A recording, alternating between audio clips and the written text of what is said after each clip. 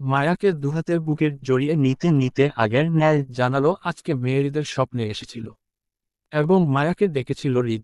মায়া আসেনি তাই হৃদ ভারী অসহায় হয়ে পড়েছিল। হৃদের কূটনীতিক বুদ্ধি তলে মায়া ঠোঁট উল্টে কেঁদে বসল হৃদের বক্ষতলে। মায়া স্বামীকে কেন কোনো মেয়ে এইভাবে চুমু খেয়ে চলে যাবে, আর সে পড়ে পড়ে ঘুমাবে। মার এত ঘুম কিসের যে স্বামীর খবর নিতে পারে না। হৃদ মায়াকে থামালো না, বরং শক্ত করে জড়িয়ে দাঁড়িয়ে থাকলো বেশ কিছুক্ষণ। বউকে সে ইচ্ছা করেই মিথ্যা বলেছে, কারণ সকাল ছাড়া বউয়ের সাথে দেখা হয় না তার।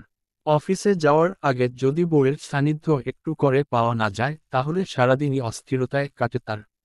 বউকে মিথ্যা না বলে সুন্দর করে বললে হয়তো হৃদের কাছে আসতো না, লজ্জায় দূরে দূরে থাকতো। হৃদ একটু আদর করতে চাইলে দেখা যেত লজ্জায় বউ তার এক সপ্তাহ তার চোখের সামনে আসবে না। হৃদ নিজের কূটনৈতিক বুদ্ধিতে অটল থাকল। মিথ্যা বলে বলে ঠিক একইভাবে হৃদ মায়া থেকে গত 2 দিন নিজের ভালোবাসা আদায় করল। কিন্তু বিপত্তি ঘটল তৃতীয় রাত নিয়ে। মায়া সারাদিন এই চিন্তায় চিন্তায় পার করল যে হৃদকে অন্য মেয়ে চুমু খাচ্ছে স্বপ্নে। এবার আমরা যেটা সারাদিন চিন্তা করে করে পার করি, ফলস্বরূপ আমরা প্রায় সেটা নিয়ে স্বপ্নে দেখে থাকি। মার ক্ষেত্রেও হলো ঠিক তাই। হৃদের চিন্তা চিন্তা মায়ার রাতের হৃদকে নিয়ে স্বপ্ন দেখল যে হৃদ অন্য মেয়েকে চুমু খাচ্ছে স্বেচ্ছায়। স্বপ্নের ভয়াবহতায় মায়া গভীর ঘুম থেকে ধর ফরিয়ে উঠে বসে বিছানায়। তখন রাত 1টা কি 2টা বাজে। হৃদ নিজের রুমে গভীর ঘুমে আচ্ছন্ন। মায়াও গভীর ঘুমে তলিয়ে ছিল এতক্ষণ। কিন্তু হঠাৎ দুঃস্বপ্নের ঘুম ছুটে গেল। এসির মধ্যেও গা ভিজে উঠল তরতর ঘামে। চোখে মুখে ভীষণ রাগের আভাস ফুটে উঠল তৎক্ষণাৎ। বিছানার পাশ থেকে দুম করে নিজের ওড়নাটি বুকে জড়াতে জড়াতে দরজা খুলে দৌড় দিল হৃদের রুমের উদ্দেশ্য। টিল টিল টিল, তীব্র বুকের ব্যথায় ছটফট করে ক্রমশই ঘুমটা ভেঙে যায় হৃদের। হঠাৎ বুকের অসহনীয় ব্যথায় গভীর ঘুমে আচ্ছন্ন হৃদ ধূর ফুরিয়ে উঠে বসতে চাইল বিছানায়। কিন্তু বসতে পারল না, পেট বরাবর শক্ত ভারী কিছু বসে থাকায়। হৃদ বসতে গিয়েও পুনরায় ধপাস করে বিছানায় পড়ে যায় বুকের তীব্র আঘাতে। হৃদ ঘুমে লেগে থাকা চোখে অনুভব করল পেট বরাবর কেউ বসে আছে এবং তার বুক থেকে পেট অবধি নখ দাবিয়ে বড় বড় আঁচড় কাটছে প্রতিনিয়ত রাগে। হৃদ নিজের ঘুমের রেশ কাটিয়ে বুকের তীব্র ব্যথাটা পরখ করতেই চোখে পড়ল মায়াকে। তার পেট বরাবর উঠে বসে আছে দুপা দুপাশে দিয়ে। সাথে অতিরিক্ত রাগে হৃদের শার্ট টেনে ছিঁড়ে তার উন্মুক্ত গলা থেকে বুক বুক থেকে পেট অবধি নখ দাবিয়ে ধরে আড়াআড়ি ভাবে লম্বা লম্বা আঁচড় কাটছে। সেই সাথে মুখে আওড়াচ্ছে অস্পষ্ট স্বরে বুলি। আবছা আলোয় হৃদের চোখে মার চেহারাটা স্পষ্ট হলো। তীব্র বুক ব্যথায় সহ্য করতে না পেরে হৃদ শুয়ে থাকা অবস্থায় নিজের হাতে মার দুহাত চেপে ধরে আটকিয়ে তৎক্ষণাৎ উঠে বসল বিছানায়, মায়াকে কোলে নিয়ে। অশান্ত মায়া শান্ত হলো না, বরং দ্বিগুণ বাড়ল পাগলামি। হৃদের সাথে জোরাজুরি করল ছাড়া পাওয়ার জন্য। ছটফট করল হৃদকে পুনরায় আঘাত করার জন্য। হৃদ বুঝল না মায়া হঠাৎ রাগের কারণটা। কিন্তু আপাতত মায়াকে শান্ত করতে চাইল হৃদ। আর এতেই যেন বিপত্তি ঘটে। হৃদের হালকা নরম হয়ে আসার কারণে মায়া তৎক্ষণাৎ নিজের একটা হাত ছুটিয়ে নিল হৃদের বন্ধন থেকে এবং নিজের সর্বশক্তি প্রয়োগ করে পুনরায় হৃদকে বিছানায় চেপে ধরে রাগে তৎক্ষণাৎ হৃদের গলায় কামড়ে ধরল শক্ত করে। মার কামড়ের প্রখরটা ছিল তীব্র থেকে তীব্র। হৃদের সহ্যের বাঁধ ভাঙল। রাগে তেতে উঠে শক্ত করে মায়াকে নিয়ে পুনরায় উঠে বসল বিছানায়। মার মুখ নিজের গলা থেকে ছাড়িয়ে নিতে নিতে রাগী স্বরে বলে উঠল রি, কি রে বাবা, কি সমস্যা, কামড়াচ্ছ কেন, বলবে তো নাকি? মায়া হৃদের কোলেই থাকল, তবে হৃদ শক্তি প্রয়োগ করে মায়াকে আটকাল। মার দুহাত নিজের দুহাতে মুচে পিছনে দিয়ে মায়াকে বন্দি করল নিজের বাহুডোরের মধ্যে। হৃদের চাপটে ধরায় মার মুখে চেপে থাকে হৃদের উন্মত্ত বুকের মধ্যে। হৃদ মায়াকে শান্ত করতে চাইল, জানতে চাইল মার এমনটা করার কারণ কি।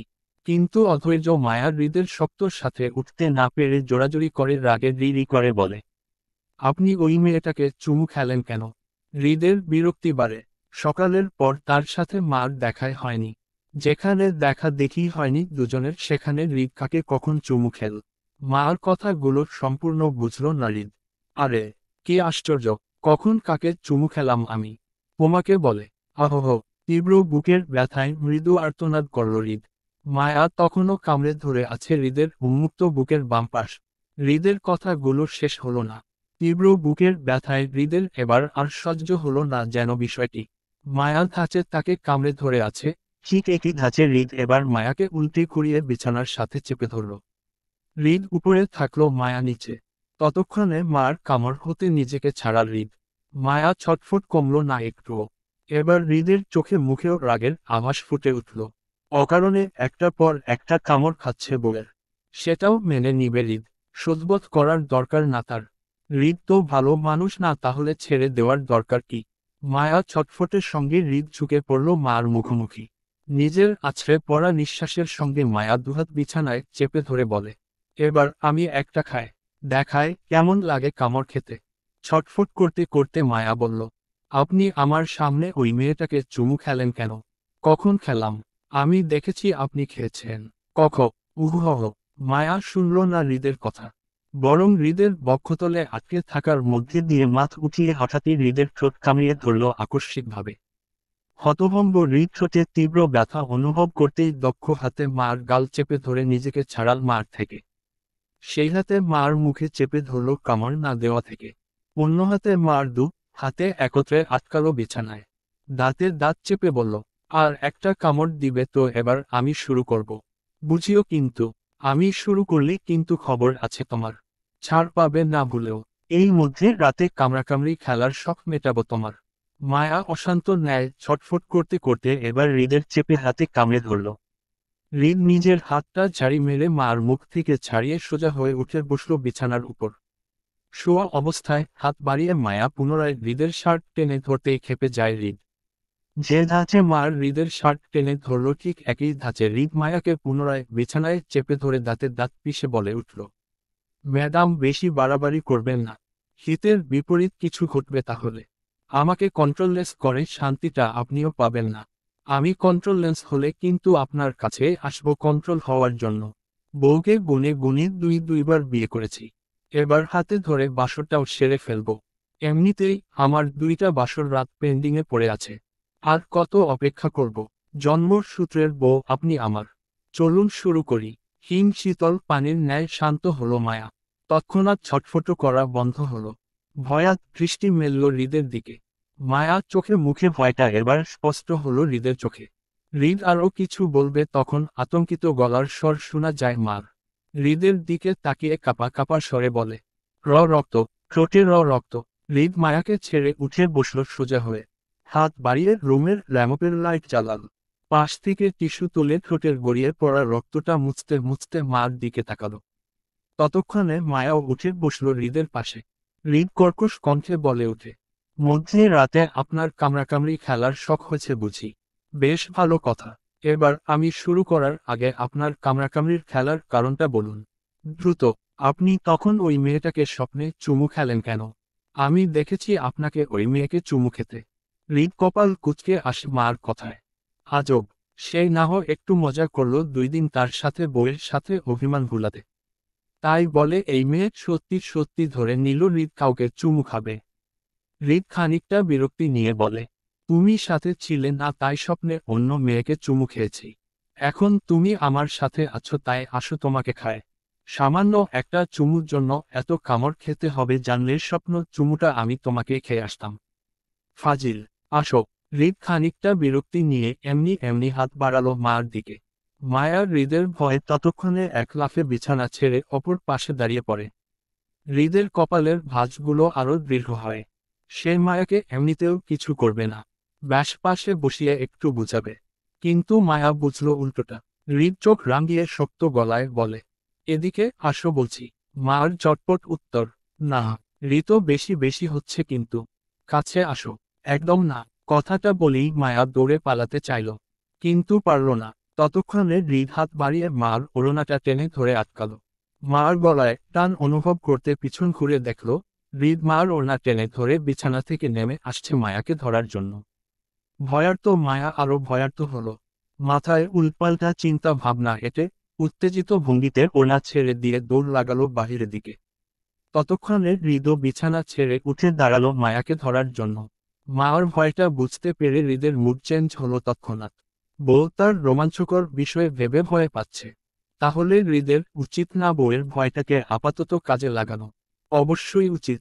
যাও, হৃদ বউকে বোঝানোর জন্য কাছে ডাকছিল।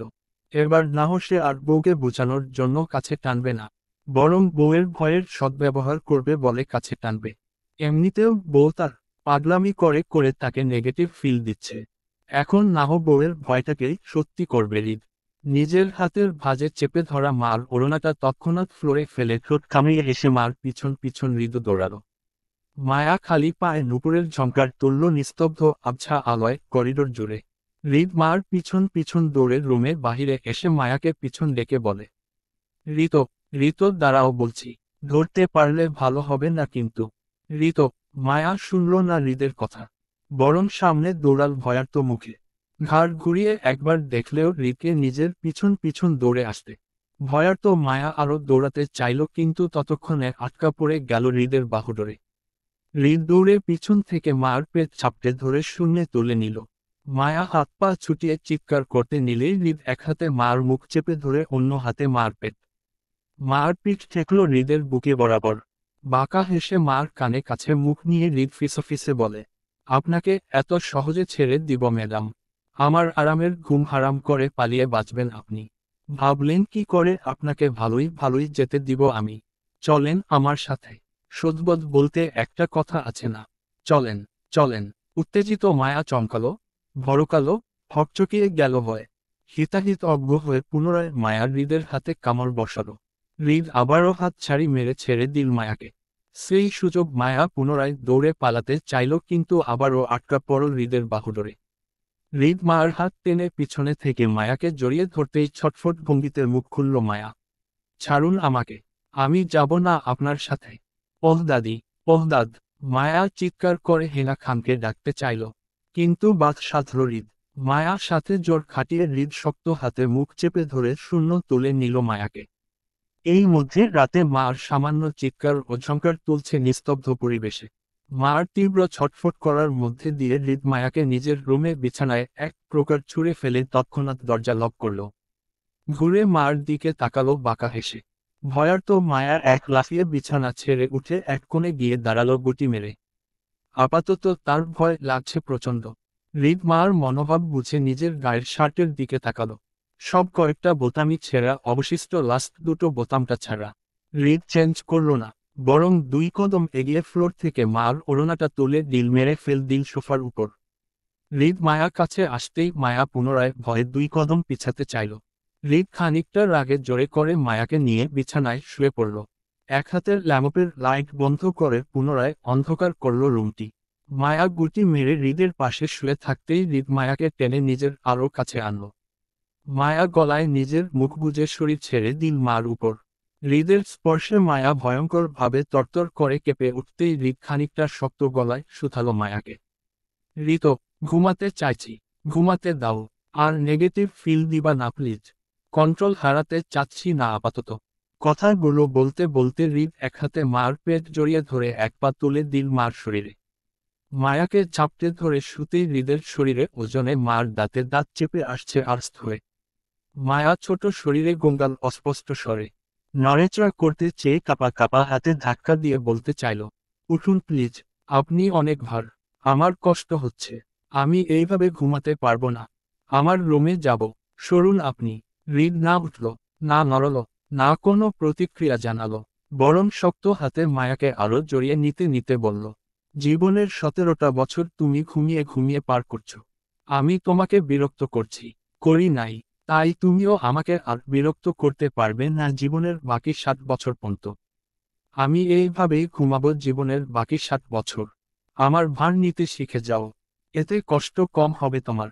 নয়তো তুমি জীবনের বাকি রাতগুলো না ঘুমিয়ে কাটালেও আমার কিছুই করার থাকবে না। কারণ আমি নিজের 16 আনা খুব ভালো বুঝি। তাই তুমি আমার থেকে 1 আনাও ছাড় পাবে না জীবনে। আমি নিজের সুখ নিয়ে বিন্দুমাত্র কম্প্রোমাইজ করব না ঋতু। শরীরের দরদর ব্যথায় সারা রাত নির্ঘুম কাটালো মায়া। হৃদ বেঘুম ঘুমালেও মায়া দু চোখের পাতা এক করতে পারেনি হৃদের ঝাপটে ধরা ঘুমে। 85 কেজি ওজনের ভারে মায়ার নরম তুলতুলে দেহখানি প্রায় পিষ্ট হয়ে পড়ে আছে হৃদের বক্ষতলে। বিছানায় টান টান সোজা হয়ে শুয়ে থাকা শিরায় উপশিরায় তীর তীর করছে সতেজ টন টন ব্যথা। নড়াচড়া নেই, স্টিক সোজা হয়ে শুয়ে রাতভর পার করল মায়া একইভাবে। অঘুম আর শরীরের ব্যথা, চোখ দুটো লাল হয়ে উঠেছে ততক্ষণে।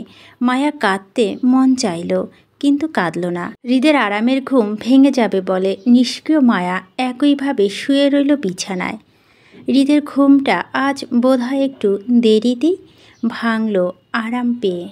সকাল 7:12 দিকে হৃদ হালকা নড়ে চড়ে উঠে মায়ের গলা নাক ঘষল। মায়া কেঁপে উঠতেই হৃদের চোখে ঘুমটা হালকা হলো। অল্প মাথা তুলে ঘুমান্ত জড়ানো চোখে টেনে তাকালো হৃদ জাগ্রত মায়ার দিকে। তৎক্ষণাৎ কিছু বলল না হৃদ, বরং পুনরায় মাথার গলা মুখ গুজে নিয়ে ঘুম জড়ানো ধীর কণ্ঠে বলল, ঘুমাওনি? মায়া এবার কাঁদতে চাইল, তবে কাঁদল না। হৃদের জন্য যে তার শরীর ব্যথা ব্যথা হয়ে গেছে, সেটা কি এই লোকের চোখে পড়ছে না? এইভাবে সোজা রোবটের মতো কি ঘুমানো যায়? তাও এত বড় মানুষ নিয়ে? কষ্টে মায়া ঠোঁট উল্টে বলে, এত বড় মানুষ নিয়ে ঘুমালে ঘুম হবে আমার? হৃদ মায়ার গলায় নাক ঘষে আগের ন্যায় বলল, গর্ধব, আমি বড় নাকি তুমি? হাইটে ছোট মানুষ, তারপরও আপনি অনেক ভার। উঠুন, ওজন নিতে শিখো। মায়া চুপ থাকলো, আর কিচ্ছু বলল না। হৃদকে কিছু বলাটা অর্থহীন বলে মনে হলো মায়ার কাছে।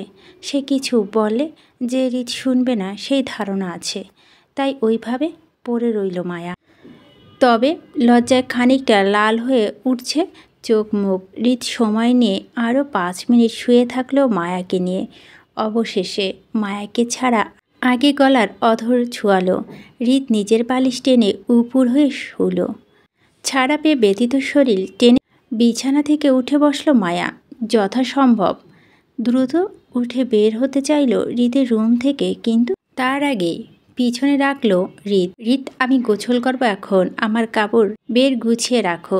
চমকে উঠে মায়া পা থামল তৎক্ষণাৎ। ঘাড় ঘুরিয়ে পিছনে তাকাতেই দেখল হৃদ আগের ন্যায় উপুর হয়ে বালিশে মুখ গুজে উল্টো ফিরে শুয়ে আছে। হৃদ মায়ার দিকে তাকালো না। মায়া আশ্চর্য হলো হৃদের কথায়।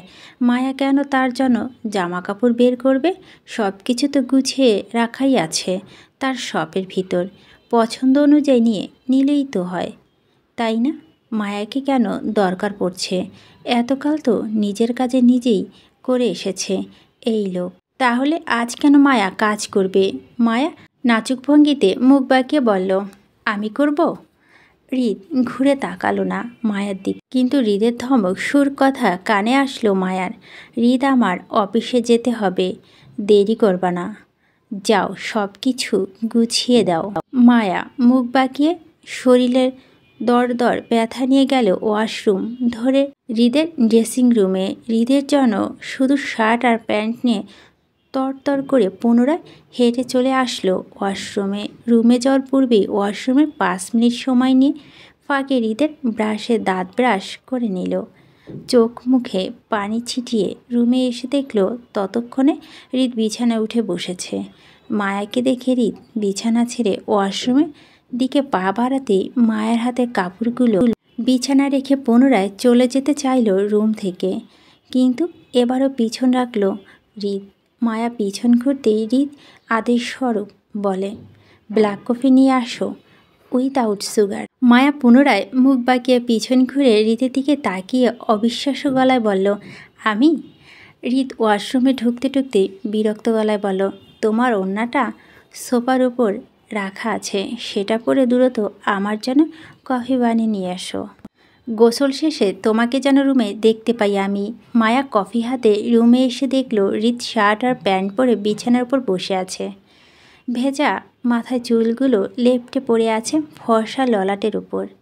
মায়া বিমোহিত হলো হৃদের মনোমুগ্ধকর শুদ্ধ মুখশ্রী দেখে। জায়গায় স্থির হয়ে দাঁড়িয়ে থাকলো অপলকবিহীন হৃদকে দেখে। এই সুন্দর মানুষটা মায়ার স্বামী, মায়ার ব্যক্তিগত মানুষ। মায়া কি দুনিয়ার সবচাইতে সুখী মানুষ না? অবশ্যই সুখী মানুষ সে। মায়া সুন্দর একটা ভালোবাসার মানুষকে আছে। আর কি চাই মায়ার? আর তো কিছু চাই না। মায়া মোহিত স্থির দৃষ্টি ঘুরিয়ে পড়ল হৃদের লাল রাঙা ঠোঁটের ওপর। চোখের সামনে জল জল করে উঠল মায়ার আঘাত করা হৃদের ঠোঁটের কাটা জায়গাটাতে। মায়া কেঁপে উঠে। হৃদ চোখ ঘুরিয়ে মায়ার দিকে তাকাতেই মায়া ধীর পায়ে এগিয়ে আসলো হৃদের সামনে। হাত বাড়িয়ে হৃদের দিকে কফির মগটা এগিয়ে দিতে হৃদ সেটা হাতে তুলে নিল। কফিতে চুমুক বসাতে বসাতে বিছানার উপর থেকে সাদা তলাটা মায়ার হাতে তুলে দিল। মায়া কপাল কুঁচকে হৃদের দিকে তাকাতে হৃদ আদেশ করে বলল, মাথা মোছো। আমি? হৃদ বিরক্ত নিয়ে বলল, আর একবার আমি করবার তো? দাঁতগুলো খুলে নিব এবার। রাতের কথা কিন্তু ভুলিনি আমি, মনে রেখে। মায়া ভয়ক্ত ভঙ্গিতে দ্রুত তাওয়ালা নিয়ে ধীর হাতে হৃদের মাথা মুছতে লাগলো। মায়ের শরীরের সাথে সাথে দুহাত কাঁপছে অনবরত। হৃদ সেটা বুঝতে পেরেও অবুঝ সাজলো। নিজের মতো করে কফিতে চুমুক বসালো। মায়া হৃদের মাথা মোছার মধ্যে দিয়ে পুনরায় চোখ গেল হৃদের গলা এবং কানের নিচে ঝলমল করা লাল লালচে গাঢ় কামড়ের দাগগুলোর দিকে। মায়া চমকে উঠে উত্তেজিত ভঙ্গিতে তৎক্ষণাৎ হাত ছুঁয়ে দিল সেখানটায়। হৃদ হালকা নড়ে উঠে মায়ার দিকে তাকালো। মায়া কিছু বলবে তার আগে হৃদ পুনরায় আদেশ করল, বেল নিয়ে আসো যাও। অপরাধী মায়া কিচ্ছু বলতে গিয়েও বলতে পারল না হৃদের কথার পৃষ্ঠে। জড়তা পা চালিয়ে পুনরায় গেল সবে হৃদের জন্য বেল টানতে। কয়েক সেকেন্ডের মধ্যে ফিরে এসে মায়া হৃদের হাতে বেল তুলে দিতেই হৃদ পুনরায় বলে উঠল, টাই। মায়া বাধ্যকন্যার ন্যায় পুনরায় গেল হৃদের জন্য টাই আনতে। মেরুন রঙের টাই হাতে রুমে এসে দেখল হৃদ দাঁড়িয়ে কোমরে বেল বাঁধছে। মায়া লজ্জায় সনকোচ চোখ নিচে নামালো। ইতিহস্ত পায়ে দু কদম এগিয়ে নত মস্তিষ্কে হাত বাড়িয়ে এগিয়ে দিল হৃদের দিকে টাইটি। হৃদ হাতে নিল না, বরং কপাল কুঁচকে মায়ের নত মস্তিষ্ক দিকে তাকালো কয়েক সেকেন্ড। মায়ের হৃদে সারা শব্দ না পেয়ে মাথা তুলে তাকাতেই চোখাচোখি হলো দুজনের। মায়া খানিকটা মিউ গেল। হাঁসফাঁস করতেই হৃদ বলে উঠল, বাদম। টাই পরাতে জানো না? মায়া মাথা নাড়িয়ে অসম্মতি জানিয়ে বলে, না। এদিকে আসো। হৃদ মায়ার হাত টেনে নিজের সামনে দাঁড় করালো। সে বেশ লম্বা হয়। মায়ার মুখের ওপর খানিকটা ঝুঁকে নত হলো। মায়ার হাতের ওপর হাত রেখে নিজের গলা টাই বাঁধল মায়াকে শেখাতে শেখাতে। মায়া মন দিয়ে দেখল। হৃদ টাই বাঁধা শেষ, সোজা হয়ে দাঁড়িয়ে বলল, সুচ নিয়ে আসো। মায়া পুনরায় গেল হৃদের জন্য সুচ আনতে। যেহেতু মায়া পূর্ব থেকে হৃদের কোনো কাজের ধারণা নেই, তাই এই মুহূর্তে হৃদের আদেশ অনুযায়ী মায়া এক এক করে কাজ করে যাচ্ছে বাধ্য মেয়ের মতন। মায়া হৃদের জন্য নিজের পছন্দ অনুযায়ী সুচ আনতে হৃদ পুনরায় বলে, মোজা আনোনি? মায়া মাথা নাড়িয়ে না বোঝালো। হৃদ বিছানায় বসতে বসতে বলল, নিয়ে আসো।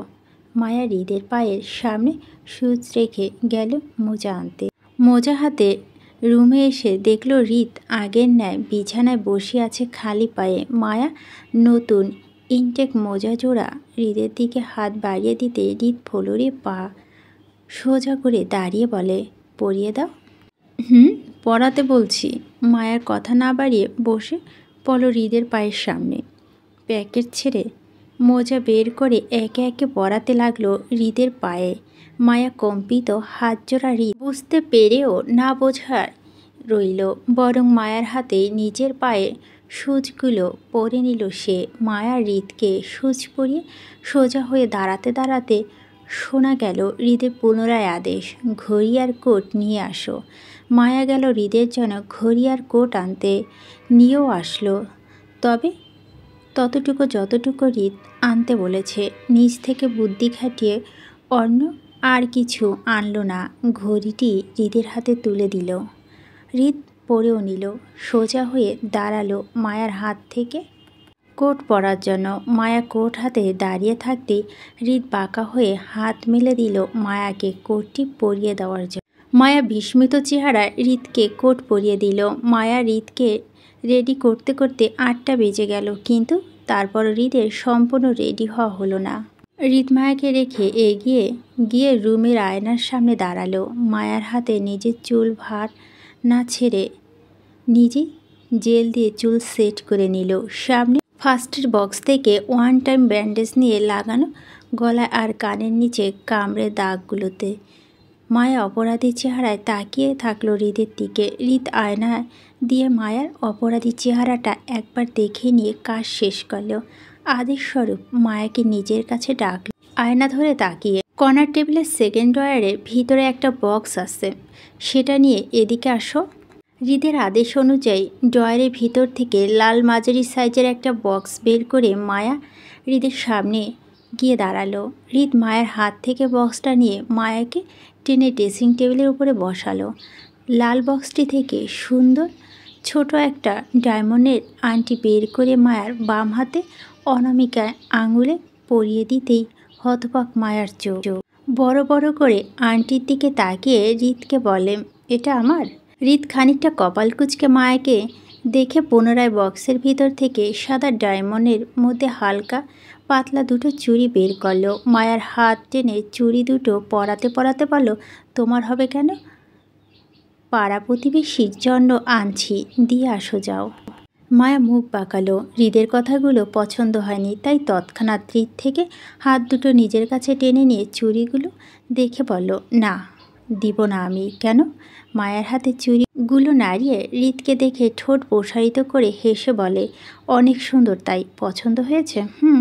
মায়া স্বীকারোক্তিতে হৃদ আলতো হেসে মায়ের গালে ওড়নাটা একপাশে নিজের হাতে নিতে মায়া ভয়াত্মক মুখে চমকে উঠে নিজের ওড়না টেনে ধরে, অন্য কিছু চিন্তা করে। হৃদ মায়ার ভয়াত্মক মুখের দিকে পাত্তা না দিয়ে স্বাভাবিক ভঙ্গিতে মায়ের ওড়নার কোণায় বাঁধা রিংটা খুলে মায়ের কেনা রিংটা নিজের হাতে পড়তে পড়তেই দৃষ্টি বুলালো সেটাতে। হোয়াইট গোল্ডের মধ্যে সিম্পল রিং, বেশ সুন্দর, এবং তাতে খোদাই করে লেখা বউ। হৃদ রিংটা হাতে পড়তে পড়তেই মায়াকে প্রশ্ন করল, রিংয়ে বউ লেখা কেন?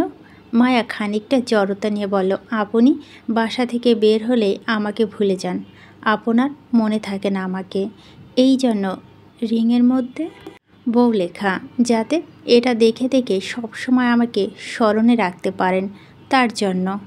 মায়া লজিকে কপাল কুঁচকায়। হৃদ মিহি সুরে বলে, আমি ভুলে যাই তোমাকে? আইডিয়াটা দারুণ, তবে এত টাকা পাইছো কোথায়? আমি জমাইছি এত টাকা। বাহ, বেশ বড়লোক তো আপনি। তা কতদিন যাবৎ টাকা জমাইছিলেন? 3 বছর ধরে। সব টাকা আমার জন্য খরচ করে ফেলেছ? না, আরও আছে।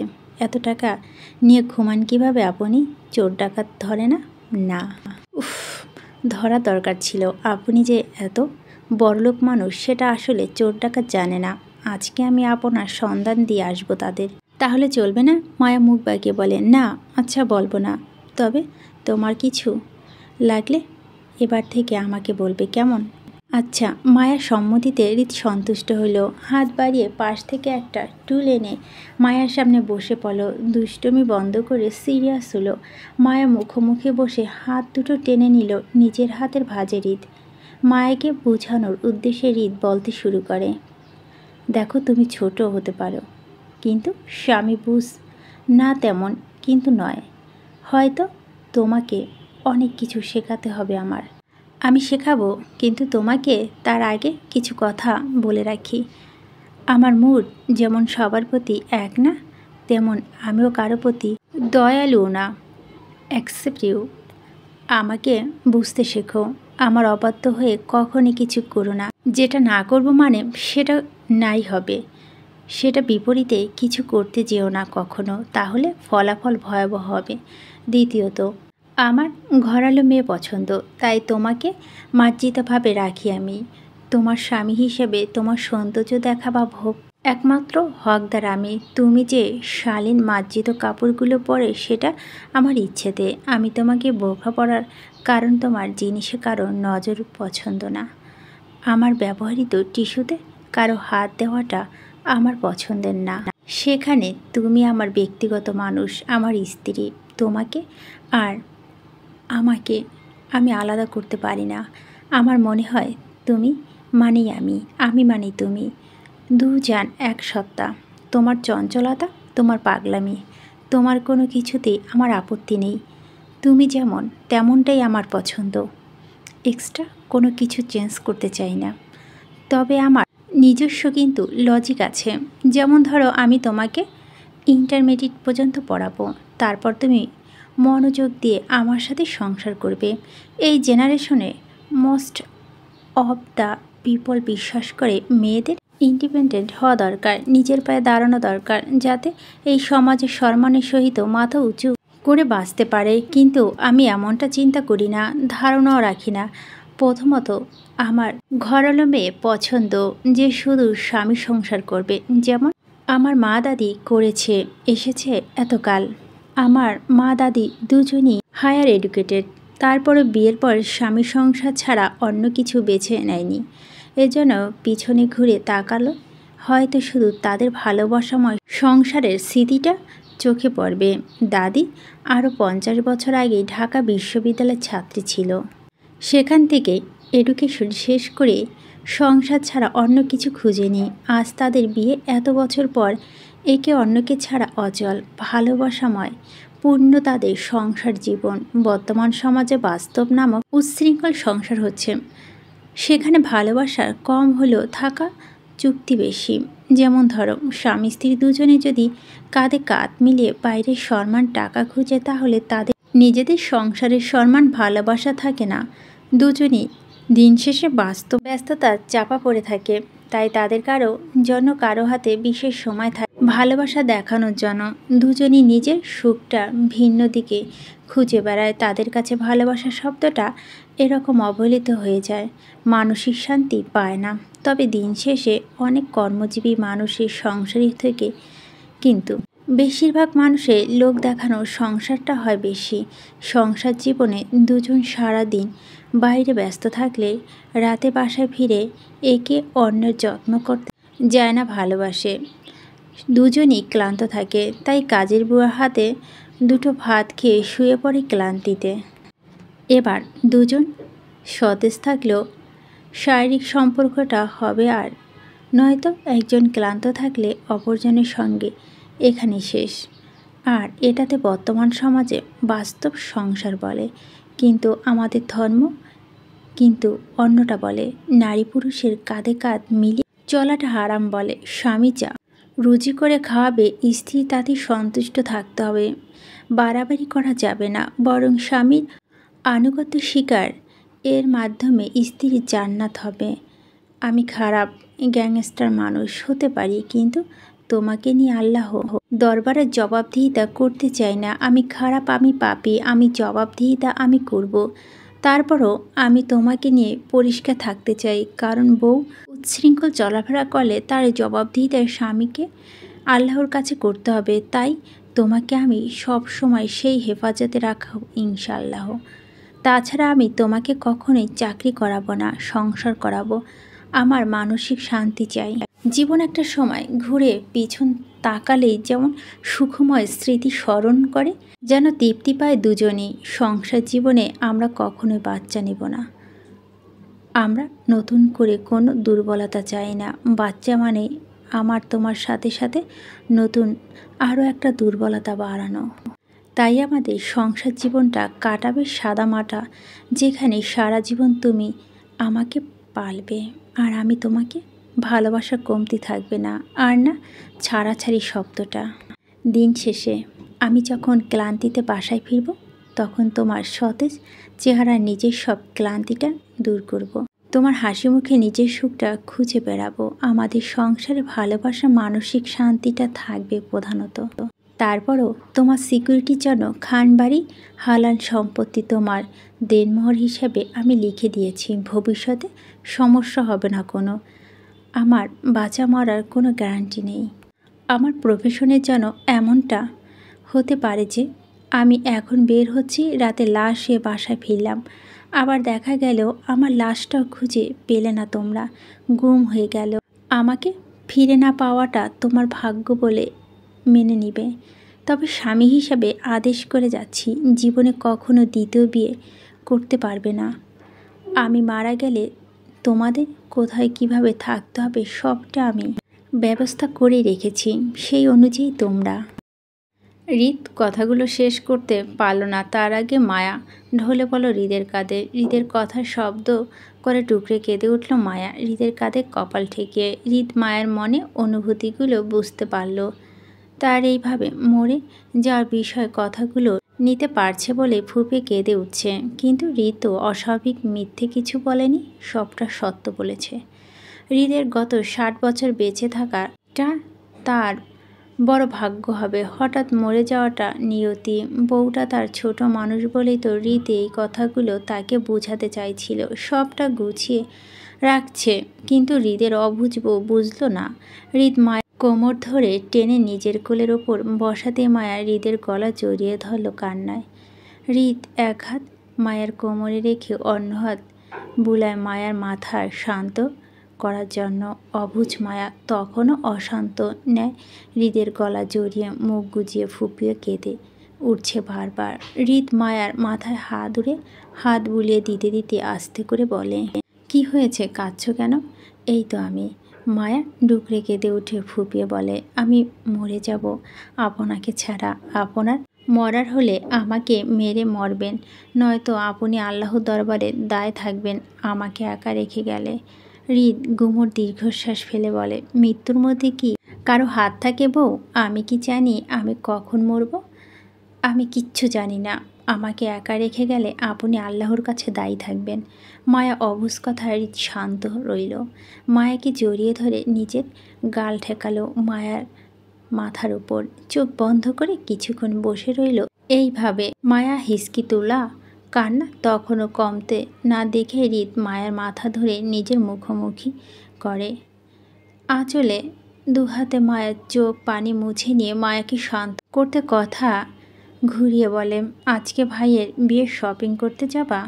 মায়া শান্ত হতে হতে হিচকি তুলে বলে, আমার পরিবারের সবাই আসবে বিয়ের শপিং করতে ঢাকায়, সাথে ফিয়া আপুর বিয়ের শপিং করিয়ে দিতে। শপিং করবা ভালো কথা, বোরখা পরে যাবে আর দাদির সাথে সাথে থাকবে, অন্য কোথাও ঘুরোঘুরি করবা না, কেমন? আচ্ছা।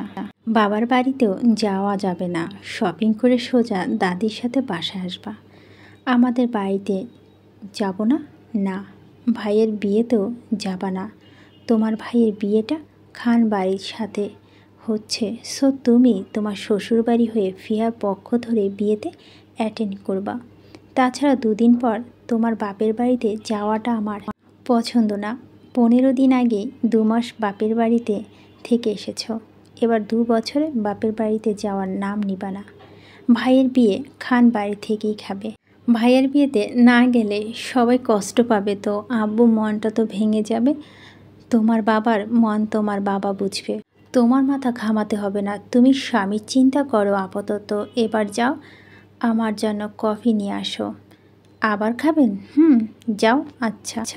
মায়া হৃদের কোল থেকে উঠে দাঁড়ালো, 2 কদম হেঁটে সামনে এগোতে আবার পিছন থেকে আটকালো হৃদ। মায়া হাত টেনে পুনরায় নিজের সামনে দাঁড় করে আঁচলে 2 হাতে ভাঁজে মায়ার গাল আঁকড়ে ধরে শব্দ করে চুমু খেলো মায়ের কপালে।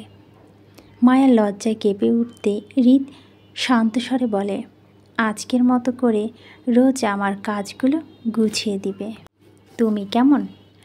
মায়া হৃদের হাতে ভাঁজের ওপর হাত রেখে মাথা নাড়িয়ে সম্মতি দিয়ে বলে, আচ্ছা। 9টা ছুঁই হৃদ বাড়িতে আছে, তবে বাগানের খোলা বাংলোতে। আরিফ কিছু কাগজপত্র দেখাচ্ছে আর সেটা মনোযোগ সহকারে চেক করছে হৃদ। মায়া আপাতত হেনা খানের পিছনে ঘুরঘুর করছে। আজ যেহেতু সবাই শপিংয়ে যাবে, সেই সুবাদে মায়াও আজ কলেজে যাওয়া হলো না, বাসায় রইল। হৃদের সাথে বসে নাস্তাটাও করলো। হৃদ বাইরে যেতে হেনা খানের আঁচল ধরে ঘুরঘুর করছে। হেনা খান বাড়িতে চিজ পাস্তা তুলে দিল মায়ের হাতে। মায়া আপাতত সেটার জন্য হেনা খানের পিছন পিছন ঘুরঘুর করছিল। মায়ার বাটি হাতে ড্রয়িং রুমে গিয়ে বসল। 1 চামচ মুখে দিতে মনে পড়ল হৃদকে একটু সেদে আসা দরকার মায়ার। যদি খায় তো খেলো, না হলে মায়ের সবটা একাই খেয়ে নেবে। চিন্তা অনুযায়ী বাটি হাতে উঠে দাঁড়ালো মায়া। দরজার বাইরে হতে মুখোমুখি হলো হৃদের মামার পরিবারের সাথে। আকস্মিকভাবে উপস্থিত মেহমানদের সামনে পড়ে যাওয়া থতমত মুখে বাটি হাতে মায়া জায়গায় দাঁড়িয়ে পড়ল।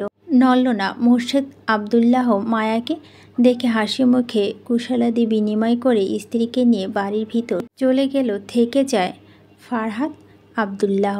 মেহু খানিকটা দূরে দাঁড়িয়ে ফোনে কথা বলছে। আপাতত এই দিকটা মনোযোগ নেই তার। ফারহাদের চোখে মুখে উদ্ভুল্লতা প্রকাশ মায়াকে একা পেয়ে। চারপাশে চোখ বুলানো প্রয়োজন বোধ করল না মায়ার কাছে আসতে চেয়ে। ফাদার দু কদম এগিয়ে মায়ের শরীরের দিকে ভালো করে তাকাতেই চাইল লোভী দৃষ্টিতে। মায়া পা থেকে মাথা অবধি চোখ বোলানোর আগে হৃদের দাবাং হাতের শিকার হতে হলো তাকে। আকস্মিক ঘটনায় হৃদ দুহাতে ফাহাদের কলার টেনে দেয়ালের সাথে জোরে চেপে ধরে রাগে হিংস্র চোখে দাঁতে দাঁত চেপে বলে, একদম না, দৃষ্টি নিচে নামিয়ে, নয়তো কলিজা ছিঁড়ে খুঁড়ে খাবো। ভুলেও সেই দিকে নজর ফেলবি না। বাঁচার জন্য জীবনটা আর পাবি না তাহলে। জানে মেরে দিব। এবার যা এখান থেকে। ফাহাদের কলার ঝাঁকিয়ে ধাক্কা মেরে নিজে থেকে সরিয়ে দেয় হৃদ। বোকা মায়া তখনও বুঝল না হৃদ কেন ফারহাদকে মারল। বরং মায়া কিছু বুঝে ওঠার আগে হৃদ মায়াকে ভিতরে যেতে আদেশ করল। মায়া বিনা শব্দে বাটি হাতে চলে যেতে মায়া যাওয়ার দিকে কপাল কুঁচকে তাকায় মেহু। হৃদের রাগ, মায়ার প্রতি পজেসিভনেস, ফাহাদের মার খাওয়াটা সবটাই তীক্ষ্ণ চোখে পর্যবেক্ষণ করছে মেহু। যা বোঝার সে আপাতত বুঝে গেছে। তারপর হৃদের সাথে একটা বড় কথা বলে নেবে। রিং গ্যাংস্টার হলেও সহজে সব কিছু ছেড়ে দেওয়ার পাত্রী সেও নয়। নিজের ভালোবাসা না পেলেও অন্যকে সে সুখী সংসার করতে দিবে এমনটাও নয়। হৃদকে কিছু করতে না পারলেও সে মায়াকে কিছু করা যাবে না এমনটাও না। কিন্তু কিছু করার আগে মেহু হৃদের কথা বলা দরকার। আর আজকে তার পরিবার এসেছে হৃদের সাথে তার বিয়ে আলোচনা করতে। এবার হৃদের উত্তর বুঝে না হয় মেহু কথা বলবে। হৃদ যদি তার সাথে গিয়ে খেলে বা বিয়ে করবে না বলে নাচুক করে, তাহলে পাল্টা গেম না হয় একটা মেহু খেলবে শান্ত মস্তিষ্ক সবার সাথে।